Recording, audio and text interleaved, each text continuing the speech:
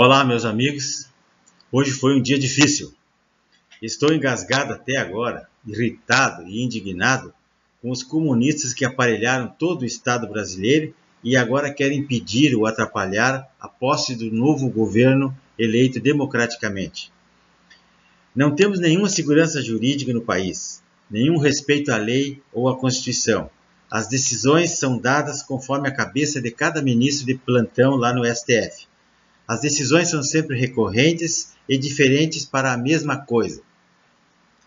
No Exército se aprende um lema que diz assim: ordem absurda não se cumpre.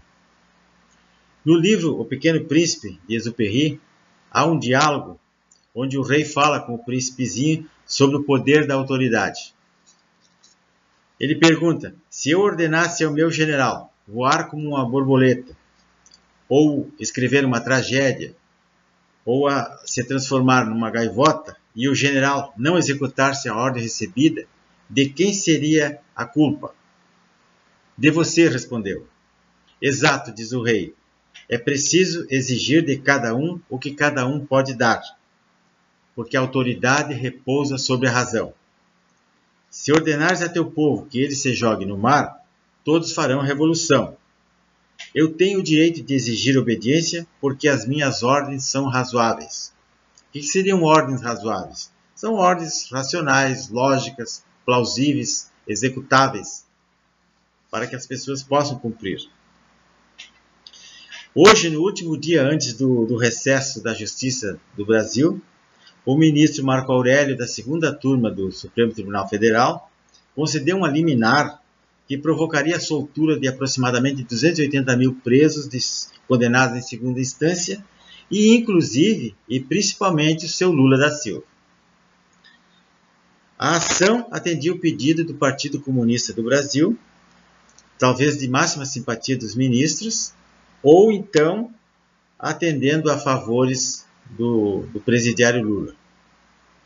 E incrível que após um século e pouco dessa ideologia desgraçada comunista, que já matou centenas de milhares de pessoas por todo o mundo, tanto na antiga União Soviética, como na China, como no Vietnã, como aqui na ilha de Cuba e agora aqui na Venezuela, pessoas que morreram de fome, torturadas, fuziladas, em trabalhos ou em diversos banimentos. E ainda no Brasil existem, por incrível que pareça, 40 milhões de pessoas ou mais que são fanatizados, que ficam torcendo e adorando um louco, psicopata corrupto, como se fosse um deus. E não são pessoas humildes, só as pessoas humildes. São doutores, bacharéis, jornalistas, professores, militares, sindicalistas, servidores públicos e por aí vai. Como se explica uma coisa dessa? Até a igreja, até clérigos ficam adorando essas pessoas que fazem tanto mal à humanidade e praticam tanta ignorância com as pessoas. O nosso Brasil foi saqueado durante 16 anos pelo PT e seus puxadinhos, por corruptos, demoliram a Petrobras, roubaram a Eletrobras, fizeram todo tipo de falcatrua. E ainda, hoje, após terminar o expediente, o juiz tira uma liminar da gaveta e divulga uma atitude irresponsável e criminosa, afrontando toda a população brasileira, as Forças Armadas, isso sem pensar no perigo que ele causava às pessoas indefesas. Essa decisão monocrática violava frontalmente a segurança nacional e contrariava a Constituição, mas a decisão de um colegiado já tinha sido contrariada antes, porque 4 vezes o Supremo Tribunal Federal já tinha apreciado essa matéria em 2018 e não liberou esse presidiário. Os comunopetistas ficaram em polvorosa hoje, agitaram as redes sociais, agitaram em Brasília, muitos pegaram avião, foram para Curitiba, Dona Gleisi Hoff, Zé Dirceu, seu Paulo Pimenta, toda a militância, e os jornais enlouqueceram. A Globo, a Folha de São Paulo, o UOL, enfim, toda a mídia. Foi um deboche na cara dos brasileiros de bem. Os comunistas fizeram uma declaração de força e provocaram a nação, provocaram as forças armadas, que ficaram firmes em seus postos. Mas o país iria pegar fogo de qualquer maneira.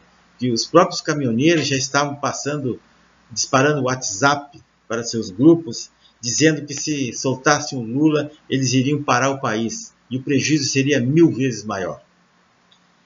Foi mais um dia tenso hoje. Este foi o quarto factoide em uma semana. A primeira foi aquela do terrorista que matou 5 pessoas lá na igreja, em Campinas. Depois foi aquele episódio do João de Deus. 50 anos depois apareceram 500 vítimas e deu toda essa cortina de fumaça para desviar a atenção.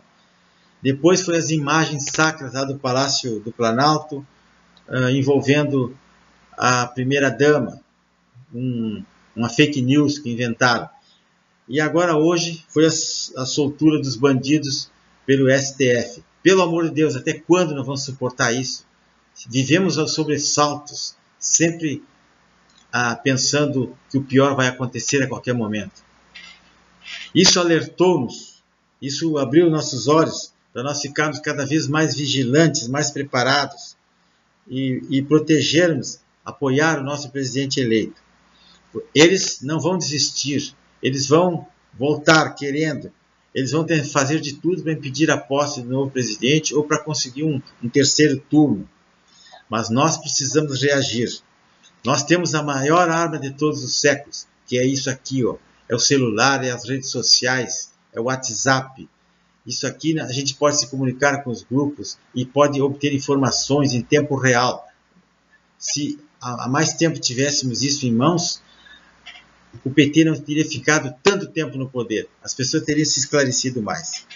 Então, vamos fazer qualquer coisa, vamos nos preparar, vamos estocar comida e vamos ficar sempre preparados para reagir. Eles não vão soltar o Lula e o presidente vai assumir e nós vamos fazer uma limpeza nesse país, se Deus quiser. Eles não vão vencer essa. Chega de comunismo no Brasil. Nós somos patriotas e fizemos muito, lutamos para eleger um governo conservador e ele vai governar e vai endireitar esse país e vão botar todos esses vagabundos na cadeia.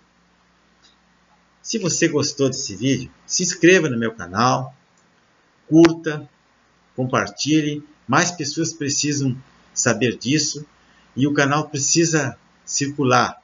Essas notícias, essas informações precisam ser passadas para as pessoas. Se ninguém se inscrever no canal, o YouTube faz com que os vídeos não circulem e fiquem parados. Então, agradeço e muito obrigado.